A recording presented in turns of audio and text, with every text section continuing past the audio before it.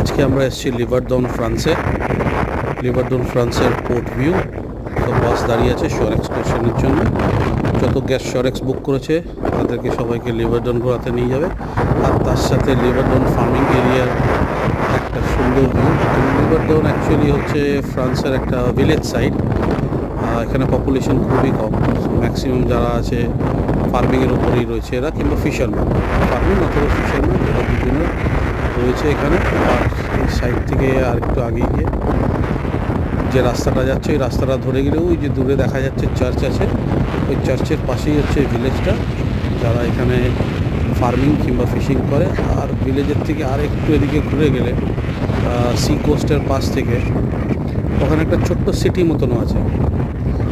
এই যে বিচ দেখা যাচ্ছে, বিচের পাশ থেকে একদম পুরো ছোট্ট একটা সিটি মতন আছে, যেই সিটিতে ওখানে লোকজন বসবাস